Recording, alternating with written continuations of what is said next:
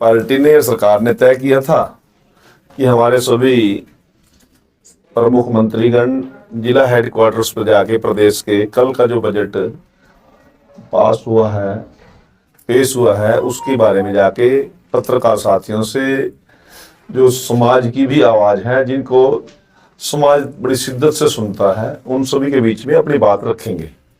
और उसके साथ साथ पार्टी ने तय किया है कि पार्टी की जो प्रदेश के प्रवक्ता की टीम है हमारी, वो एक एक व्यक्ति जिला हेडक्वार्टर पे मंत्रियों के साथ रहेंगे। आज कैथल जिला के हमारे बहुत ही प्यारे हमारे साथी हैं राजरमन दीक्षित जी, लंबे समय से पार्टी की विचारधारा और सोच को आगे बढ़ा रहे हैं।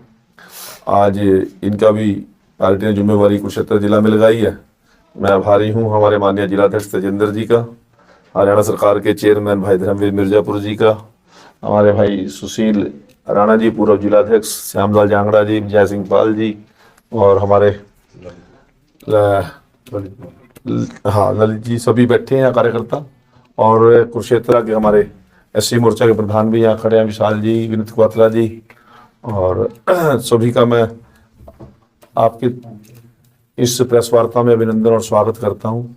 और सभी मीडिया जगत के साथी लोगों के लिए तो आप मीडिया के जुड़े साथी हैं, परंतु मेरा तो अपना परिवार है। व्यक्तिगत तौर पर आप सभी से मैं जुड़ा हुआ हूँ लंबे समय से, और आप लोगों की दुआओं और सहयोग से ही आज हरियाणा प्रदेश की दूसरी बार सेवा करने का अवसर मिल रहा है। कल प्रदेश के माननीय लोकप्रिय मुख्यमंत्री, सौम्य मुख्यमंत्री, कर्मशील मुख्यमंत्री नायब सिंह सैनी जी ने वित्त मंत्री के तौर पर 2026-27 के लिए जो बजट पेश किया, उसके विषय में कुछ टॉकिंग पॉइंट्स के साथ मैं आपसे बात करूंगा। कोई जिज्ञासा आपकी होगी तो उसका रिप्लाई देने का काम करेंगे। मैं 5-4 मिनट में ही पर प्रमुख बिंदु आपके सामने मैं रखना चाहूंगा। आप सभी को मैं होली के पावन पवित्र अवसर पर बहुत बहुत बधाई और शुभकामनाएं देता हूं। आप सभी का जीवन मंगलमय हो, शांति में हो, उन्नति में हो, तरक्की में हो, इसी में रब्बिल्ला परमात्मा से विनती करता हूं।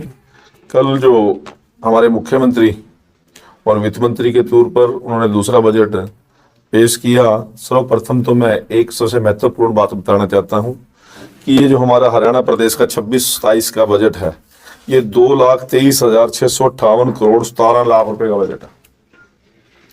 पिछले वर्ष के मुकाबले में लगभग 10.28% बढ़ाकर ये बजट हमारे हुआ है। पिछली बार 2,02,816 करोड़ 66 लाख रुपए का बजट था। इसमें 10%, 10.5% की वृद्धि इस बार की गई है।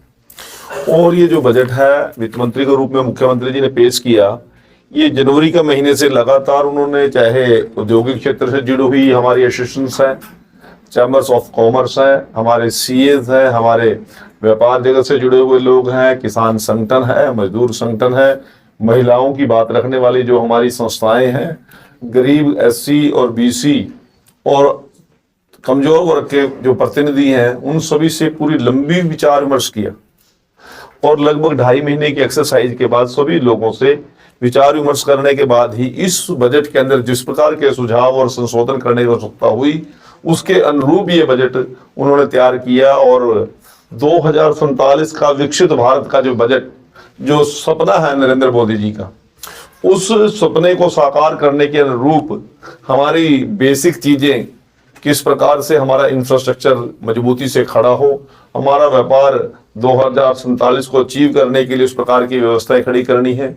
किसी वर्ग को राहत देने की बात है, किसी को इसी प्रकार से मेट्रो की यदि बात है, इसी प्रकार से औद्योगिक क्षेत्र की बात है, किसान की बात है, किसान की सिंचाई के लिए ट्यूबवेल लगाने की बात है, उन सभी के लिए सामूहिक रूप से, और जितने हमारे संसाधन हैं, चाहे पानी के हैं, चाहे बिजली के हैं, चाहे हमारे कृषि के हैं, उन सभी संसाधनों का सही तरीके से हम हमारे प्रत्येक नागरिक उपयोग कर सकें और प्रत्येक को समान रूप से विकास करने में सहयोग सरकार की तरफ से मिले, इस सोच को लेकर यह बजट बनाया गया और यह बजट पेश किया गया।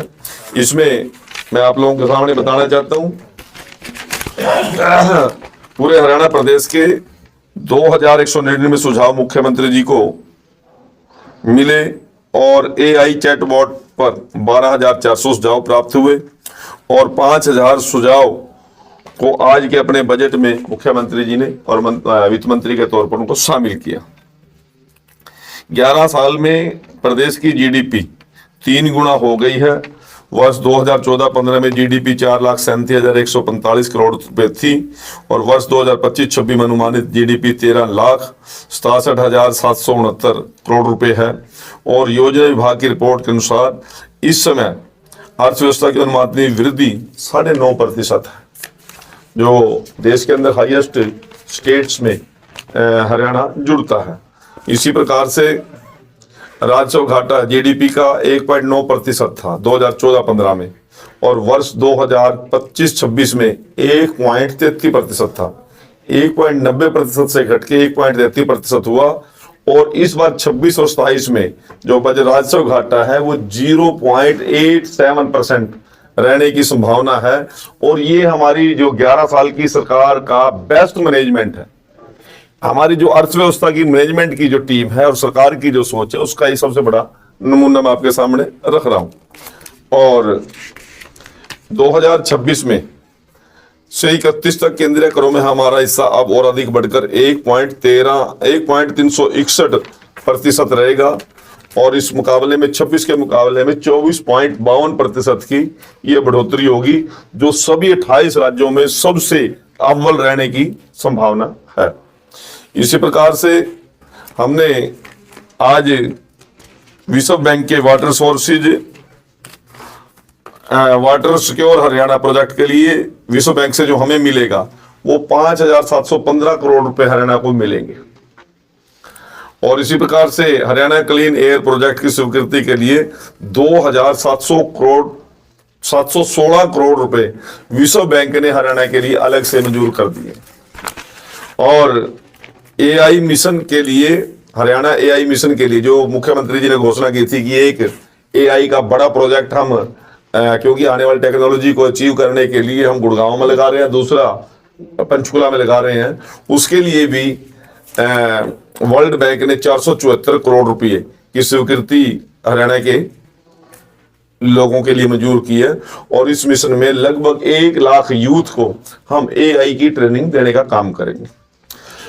और इसी प्रकार से डिपार्टमेंट ऑफ फ्यूचर के लिए 1,837 करोड़ 65 लाख रुपए का प्रावधान फोरसाइट एनेक्स के नाम से वर्ल्ड बैंक ने हरियाणा के लिए मंजूरी दी है।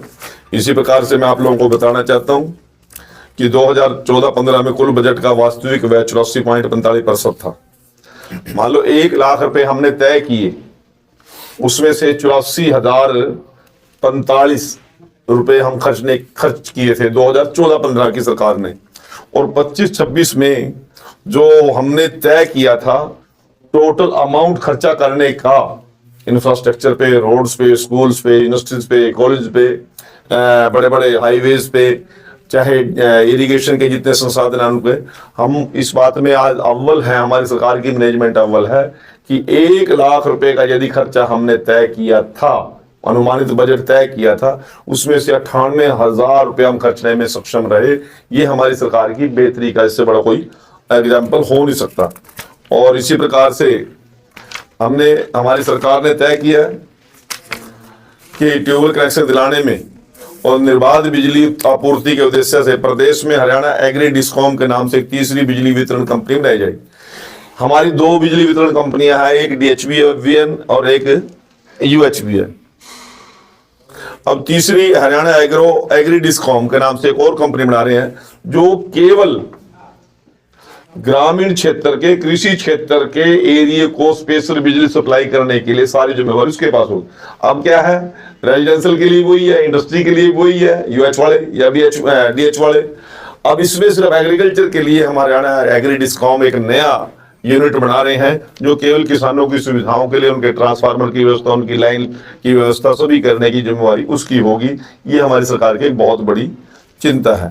इसी प्रकार से घाटे में चल रहे 300 पैक्स को हम इस साल के अंदर लाभ में लेकर आने का काम करें, क्योंकि हमारी जितनी कोऑपरेटिव संस्थाएं हैं उनका घाटा लंबे समय से चल रहा है। उनकी स्थिति को सुधार करने के लिए हमने एक व्यापक योजना बनाई है, क्योंकि बहुत लोगों का जुड़ाव कोऑपरेटिव सोसाइटियों से है और वो लगातार जब घाटे में चल रहे हैं तो उनका स्थिति ठीक करना हमारी जिम्मेवारी बनती है।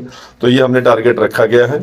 इसी प्रकार से प्रदेश के सरकारी भवनों को सौर ऊर्जा आधारित परिसरों में बदला जाएगा।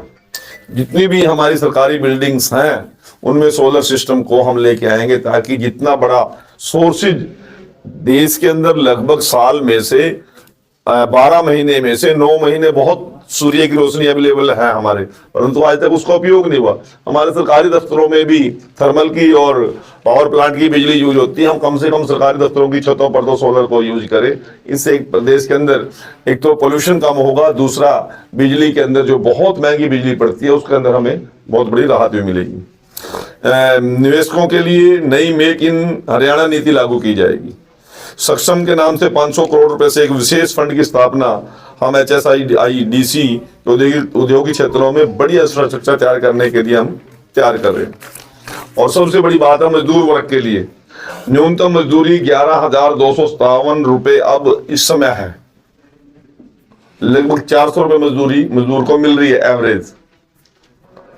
और आज हमारी सरकार ने 1 अप्रैल से 15,200 रुपए लगभग 500 रुपए की गरीब को मजदूरी मिनिमम मिले, इस प्रकार की व्यवस्था हमने मजदूर के हित के लिए की है। इसी प्रकार से यमुना नदी में जल प्रदूषण को समाप्त करने के लिए लक्ष्य से एक नया मिशन प्रारंभ किया जाएगा। वर्ष 2080 को एक अति आधुनिक मॉडल जिले के रूप में विकसित करने की हमारी योजना है, क्योंकि अभी नया नया हमारा जिला बना है। जितना भी इंफ्रास्ट्रक्चर है वो सारा इसी साल में हम 80 में दे देंगे, चाहे हमारा सेक्रेटरीट है, चाहे वहाँ के जिला के कार्यालय अधिकारियों के कार्यालय हैं, चाहे वहाँ पर जितनी कोई जो भी डिमांड जिला के एक बढ़िया मॉडल जिला बनने में हो सकती है वो सारी की सारी पूरा करने का हमने योजना बनाई है। इसी प्रकार से मेरा पानी मेरी विरासत योजना के तहत 2,000 रुपये प्रति एकड़ अतिरिक्त बोनस दिया जाएगा। पहले हम तय करते थे कि जो लोग कम पानी का उपयोग करेंगे, धान की फसल को कम बोएंगे, चाहे वो मक्का बोए, चाहे वो उड़द बोए, चाहे वो मूंग बोए, या वो अपने खेत को जिस प्रकार से कम पानी की तरफ यूज करने का किसान पहले करता था, पहले हम उसको 6,000 रुपये या 7,000 रुपये का देते थे। अब 2,000 रुपये और अतिरिक्त हम उनको बोनस देंगे, ताकि पानी की जो सीमाएं हैं बड़ी सीमित हैं, उनका जितना हम बचा सकते हैं उनको बचाने का हम काम करेंगे। इसी प्रकार से PM कुसुम योजना के तहत 35,000 नए सौर ऊर्जा पंप लगाए जाएंगे। प्रधानमंत्री कुसुम योजना जो है उसमें जो नए कनेक्शन ट्यूबवेल के देने हैं, बड़ी वेटेज लंबी चल रही है वेटिंग। उसमें हमने कहा कि किसान यदि अपने सोर्सेज पे सौर ऊर्जा के कनेक्शन लेना चाहता है तो उसमें 35,000 नए सौर ऊर्जा कनेक्शन देंगे, ताकि किसान को, छोटे किसान को ठीक समय पर बिजली और उसकी व्यवस्था हो सके। इस प्रकार की भी योजना है। और इसी प्रकार से दीनदयाल उपाध्याय जी के 110वें जन्मदिन पर जो दीनदयाल लाडली लक्ष्मी योजना के तहत हमने जो घोषणा की थी कि बहनों को 2100 रुपये उनके अकाउंट में भेजने का काम करेंगे, उसमें आय सीमा 1 लाख से बढ़ाकर 1,80,000 तक कर दी है। अब जितनी भी BPL परिवार की बहनें हैं वो भी इस योजना का लाभ ले सकते हैं, बशर्ते उनकी आयु 23 साल से 60 साल के बीच में। परिवार में कितनी बहनें इसका लाभ लेंगी ये भी कोई लिमिट नहीं है, 2 होंगी तो 2 ले सकते हैं, माँ बेटी भी हो सकती है। यदि बेटे की पत्नी आ गई है, वो भी उस आय रेंज में आ रही है, तो उसको भी लाभ मिलेगा। हो सकता है कि 2 बेटी हैं, 1 माँ, 1 पुत्र वधू है, 4 भी हो तो 4 को भी लाभ देंगे। इसी प्रकार से प्रदेश में 3 लाख महिलाओं को लखपति दीदी बनाया जाएगा। और पिंक कैब योजना शुरू की गई, इसमें महिलाओं को वाहन चलाने का प्रशिक्षण देंगे। इलेक्ट्रिक वाहनों की खरीद हेतु 10 लाख रुपए का लोन बहनों को देंगे। कोई बहनें कैब चलाना चाहती है, मान लो कोई गर्ल स्कूल है या गर्ल कॉलेज है, या इस प्रकार कोई बहनें अप डाउन करके, बहुत सी बच्चियां या टीचर भी कंबाइंड गाड़ी करती है ना, हायर कर लेते हैं महीने के लिए। यदि उस प्रकार की कोई बहन, हमारी बेटी, उसका लाभ लेना चाहती है, वो टैक्सी ड्राइवर के तौर पर काम करना चाहती है, उसको 10 लाख रुपए का लोन देंगे, बिना किसी ब्याज के देंगे। ये सब बहनों की मजबूती के लिए एक बहुत बड़ी हमारी सरकार ने योजना बनाई है। वीटा की और वेरका की ऐसी एजेंसी हैं, इसमें 4,000 नई हम दुकानें खोलने का हमारा प्रावधान है, जिसमें 33% रिजर्वेशन सिर्फ बहनों को देंगे हम। इसी प्रकार से 1,000 आंगनवाड़ी केंद्रों को सक्षम आंगनवाड़ी के रूप में तथा 1,000 आंगनवाड़ी केंद्रों को प्ले स्कूल में हम अपग्रेड किया जाएगा। और महिलाओं के नाम पर पंजीकृत गैर पारिवारिक वाहनों को मोटर वाहन में कर में 1% छूट दी है हमने। महिलाओं के नाम पर, यदि आप अपनी पत्नी के नाम पर गाड़ी का रजिस्ट्रेशन कराना चाहते हैं कोई बहन के नाम पे कराना चाहता है, बेटी के नाम पे कराना चाहता है। जिस प्रकार से रजिस्ट्री में हम छूट देते हैं, इस प्रकार से वाहन की जो उनकी स्लैब है उसमें मोटर वाहन कर में 1% की हम छूट देने का हमारी सरकार ने काम किया। लोहारू, बरवाड़ा, नरवाना, समालका, मैम, रादौर व पेहो में 7 नए महिला पुलिस थाने खोले जाने की भी हमारी योजना है। और इसी प्रकार से अग्निवीरों को हरियाणा पुलिस में विभिन्न पदों पर नियुक्तियों के लिए 20% आरक्षण दे दिया गया। जो भी अग्निवीर रिटायर होकर आएगा, 4 साल की नौकरी करके आएगा, यदि वो पुलिस में भर्ती होना चाहता है तो 20% का उसको रिजर्वेशन हम देंगे। प्रत्येक जिले में खेलो इंडिया लघु केंद्र बनाकर इसका संचालन किसी पूर्व चैंपियन खिलाड़ी को देंगे। पीएम सेतु योजना के अंतर्गत सोनीपत क्षेत्र में 241 करोड़ रुपए की लागत से एक hub and spoke ITI cluster बनाया जाएगा। अंत्योदय परिवारों के लिए मुख्यमंत्री अप्रेंटिस प्रमोशन स्कीम शुरू करके अप्रेंटिसशिप के दौरान छात्रवृत्ति के अतिरिक्त प्रति माह 1500 रुपए की मासिक सहायता अलग से दी जाएगी। और प्रदेश में 700 नए हर हित स्टोर खोले जाएंगे युवाओं के रोजगार उपलब्ध कराने के लिए। इसी प्रकार से प्रधानमंत्री आवास योजना ग्रामीण के तहत 23,154 नए मकान बनाने का इस साल के अंदर हमारा लक्ष्य है। मुख्यमंत्री शहरी आवास योजना के तहत 16 शहरों में 30 वर्ग गज के 15,251 प्लाट हम BPL परिवारों को आने वाले समय में देने की योजना बना रहे हैं। और इसी प्रकार से फरीदाबाद, गुरुग्राम, झज्जर, पलवल, पानीपत, रोहतक और रेवाड़ी में 8,000 EWS फ्लैट गरीब परिवारों को आवंटित किए जाएंगे। HSIDC जो हमारा औद्योगिक क्षेत्र है उसमें प्लॉट्स में OBC श्रेणी के प्लाट धारकों को प्लाट लागत में 10% की छूट देने की नई घोषणा की गई है। पहले हम SC को 20% की छूट दे रहे थे, अब नया सुझाव लोगों का है कि BC को भी दिया जाए, OBC को भी हमने 10% की। मान लो 10 करोड़ का प्लाट है, यूनिट है, तो उसमें 10% की छूट होगी। प्रधानमंत्री सूर्य घर मुफ्त योजना बिजली योजना के तहत 2,20,000 घरों के छतों पर रूफटॉप सोलर सिस्टम लगाए जाएंगे, जिसमें सब्सिडी आपको पहले से पता है कि हमारी सरकार दे रही है। और जिला अस्पताल फरीदाबाद को 200 से 400 बेड, जिला अस्पताल सोनीपत और रेवाड़ी को 200 से 300 बेड का अपग्रेड करने की योजना है। 100 नए स्वास्थ्य उपकेंद्र आयुष्मान आरोग्य मंदिर स्थापित किए जाएंगे। मुफ्त डायलिसिस की सुविधा के लिए 18 नए डायलिसिस केंद्र खोले जाएंगे। और मानेसर में संचालित 100 बिस्तर वाले ESIC अस्पताल को 200 बिस्तर में अपग्रेड करने का नया मेडिकल कॉलेज भी बनाया जाएगा। इसी प्रकार से शिक्षा में और उद्योग में भी पहले HSIDC के हम प्लाट जब निकालते थे थोड़ा पोस्ट ज्यादा होती थी। जो नए MSME के बच्चे हैं वो काम तो करना चाहते हैं परंतु पूंजी कम है, जमीन में भी बहुत ज्यादा इन्वेस्टमेंट हो जाती थी। अब हमने तय किया है कि आप जमीन के पैसे नहीं दे सकते परंतु आप 20 साल की, 30 साल की, 50 साल की लीज ले सकते हैं। अपना कारोबार स्टैब्लिश करो और वो लीज आप महीने की बनेगी या साल की जो बनेगी उसके अनुसार भी आप कारोबार कर सकते हैं। और 30 साल तक यदि आप अपने आप पैरों पे खड़े हो जाएंगे, प्रायोरिटी आपको होगी कि प्लाट आप ही खरीद लो। यदि आप नहीं खरीदने स्थिति में कोई और आपने व्यवस्था कर लिया तो बेशक से फिर दूसरे को देने का। इसी प्रकार से प्रदेश में 10 एकड़ भूमि पर Indian institute of handloom technology की स्थापना हम पानीपत में करने जा रहे हैं। और राई के अंदर देश की सबसे बड़ी होलसेल मार्केट कॉम्प्लेक्स तथा उत्तर भारत का सबसे बड़ा मार्बल मार्केट क्लस्टर हम एस्टेब्लिश करने की हमारी योजना है। और इसी प्रकार से प्रदेश में 5,000 किलोमीटर लंबी सड़कों का विस्तार किया जाएगा। प्रदेश में नए 18 फ्लाईओवर और 12 RUB अंडरग्राउंड जो हमारे पुल का निर्माण भी किया जाएगा रेलवे लाइन के साथ साथ। विद्यार्थियों के लिए 1000 नई बसें खरीदी जाएंगी। कनीना, नरवाना, गनौर व कलायत में नए बस अड्डे बनाए जाएंगे। और प्रदेश के सभी गांवों को आगामी 2 अक्टूबर तक ODF प्लस मॉडल गांव में परिवर्तित किया जाएगा। शहरी क्षेत्रों में नगर निकायों की भूमि पर रिहायशी कब्जादारियों को कानूनी मालिकाना हक देने के लिए एक नीति बनाई जाएगी। सरकार की जमीन पे कब्जे हैं, ना तो वो कोर्टों में भी बहुत लंबी लंबी फाइलें इकट्ठी हो गई हैं, ना गरीब आदमी उसमें रह सकते, ना उसको एडवांस कर सकते। उसकी छत टूटी है तो छत टूटी पड़ी है, उसको भी ठीक नहीं कर पा रहे। तो हमने अब ये निर्णय किया है कि समावी तब के तहत उन लोगों को ठीक रेट पर उनको वो प्लाट देकर उनका कब्जा करा दिया जाए। आतंकवादी गतिविधियों से निपटने के लिए ATS का गठन किया जाएगा।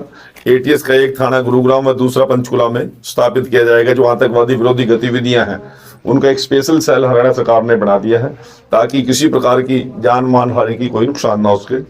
और 150 नए इमरजेंसी रिस्पांस व्हीकल खरीदे जाएंगे। और सबसे बड़ी खुशखबरी तो ये है कि मीडिया जगत के साथियों के लिए जो आर्थिक सहायता अधिकतम सीमा पहले 2.5 लाख थी इमरजेंसी के अंदर, उसको बढ़ाकर हमारी सरकार ने 5 लाख इस बजट में करने का काम किया है। इसके लिए आप लोगों को बहुत बहुत बधाई। मुझे केवल इतना ही कुछ कहना था। आपकी जिज्ञासा कोई सवाल होगा उसमें? विपक्ष कहता है कि जो ये बजट पेश किया है हरियाणा सरकार ने सिर्फ लीपापोती। हम अखन इसी में सवाल है कि सिर्फ कर्जा बढ़ाया बजट में। मैं बता रहा हूँ आपको। अब विपक्ष को हमारी तारीफ करने के लिए तो बड़ा नहीं, 6 या 7 वाक्य हैं, और यदि मैं बिल्कुल सच्चाई पे आ जाऊं, सच्चाई बता, जब हम विपक्ष में थे हम भी वही वाक्य यूज करते थे। नीरस बजट है, कमजोर बजट है, किसान के लिए कुछ नहीं, महिलाओं के लिए कुछ नहीं, युवाओं के लिए कुछ नहीं, गरीब के लिए, यही वाक्य है उनके पास। हम ये कह रहे हैं, जब हमने विपक्ष को आमंत्रित किया रेड बिशप में पंचकुला, सभी विपक्ष के एमपीज को भी, राज्यसभा मेंबर्स को भी, विपक्ष के एमएलएज को भी, नेता प्रतिपक्ष को भी, उस दिन तो वो आए ही नहीं। कहने लगे जाडा बहुत है, आया नहीं जानता हमारे। आज वो ये नीरस बजट, अरे जब आपसे सुझाव मांग रहे थे हम, मुख्यमंत्री जी ने घर घर जाके लोगों से इतने सुझाव इकट्ठे किए हैं, वो तो ऑनलाइन पे भी डाल सके कुछ सुझाव उस समय तो, क्योंकि सुझाव नाम की चीज तो है नहीं, केवल हमारा खिलाफ एक बाउंड्री खड़ा करना उनका। और विपक्ष को भी मैं एक निवेदन करना चाहता हूं कि जो चीज अच्छी हुई है, हरियाणा के लिए अच्छी हुई है, उनकी चर्चा करना हमारी जिम्मेवारी है। मंत्री जी, अभी बजट में एक बात हुई है विदेशी निवेश के लिए। विदेशी निवेश केवल साउदर्न हरियाणा तक ही सिमट के रह गया। आपने पहले कोशिश की अफ्रीका के लिए, फिर एशिया के लिए, फिर यूरोप के लिए। ये तीनों की मैं खुद भी इसका सेक्शन, मुझे इस बात का पता है कि इन तीनों के जो तीनों सेक्शन हमारे यहाँ आए, परंतु नॉर्दर्न हरियाणा में, ईस्टर्न हरियाणा में और वेस्टर्न हरियाणा में एक भी इन्वेस्टमेंट नहीं आई। चूंकि हमारा हरियाणा ये डिजर्व करते हैं कि अगर ये फॉरेन इन्वेस्टमेंट हमारे आती है तो निश्चित रूप से हमारा हरियाणा तरक्की करेगा। बहुत अच्छा सवाल किया आपने, और एक सुलझो इकोनॉमिस्ट वाला सवाल है ये। परंतु मैं आप लोगों को बताना चाहता हूं, आज हरियाणा का इंफ्रास्ट्रक्चर इतना मजबूत है। जब मैं लास्ट टाइम यूके और इजराइल के दौरे पे मनोहर लाल जी के साथ मैं गया था, दिल्ली से ज्यादा चर्चा गुरुग्राम की है। दुनिया भर की मल्टीनेशनल कंपनी के आज यदि हेड ऑफिस कहां पे है, वो गुरुग्राम में, क्योंकि सबसे बेटर बिजली व्यवस्था, सबसे बेटर लैंड ऑर्डर और सबसे बेटर हमने वहां पे फैसिलिटी लोगों को दी है। जब वो इंडस्ट्रियल जोन जो कट रहे थे, उस समय हमारे लोग यहां पर विरोध करते थे।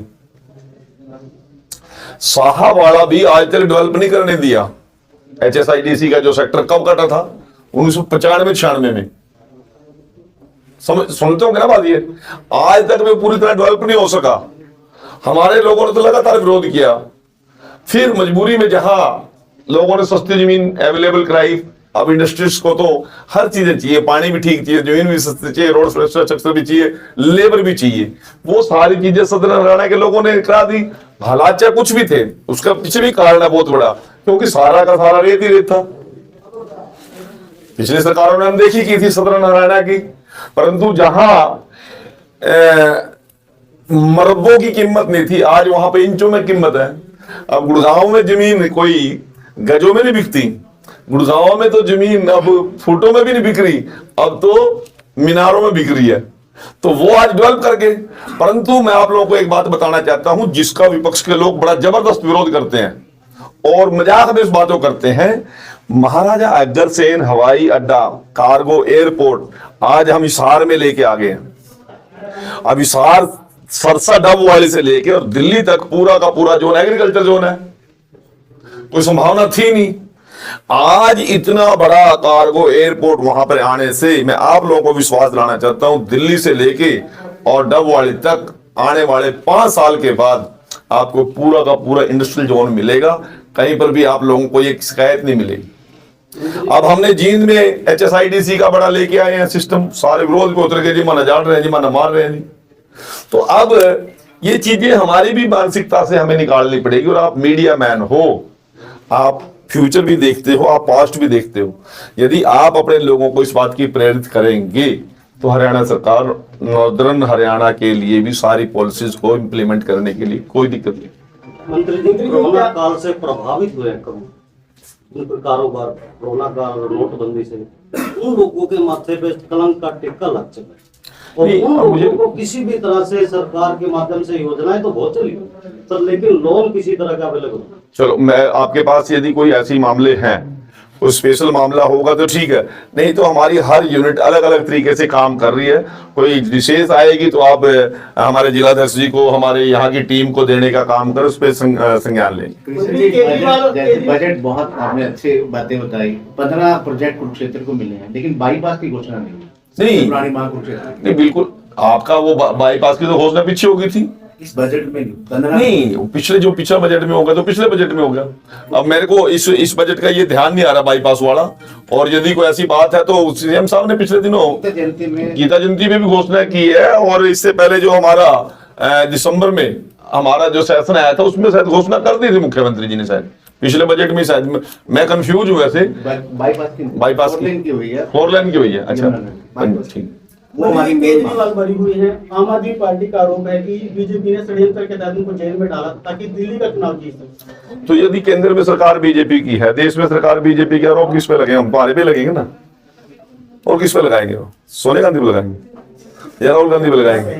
नहीं, उनका कहना है वो अपनी जगह ठीक कह रहे हैं, परंतु लोअर कोर्ट ने कोई निर्णय दिया है, अभी मामले ऊपर भी पड़े हैं। अब मेरे पास तो, मैं तो बहुत ज्यादा कानून का बड़ा ज्ञाता नहीं हूं, परंतु जिस प्रकार का उन्होंने हाय तौबा मचा रखी है, इतना हाय तौबा मचाने की जरूरत नहीं है।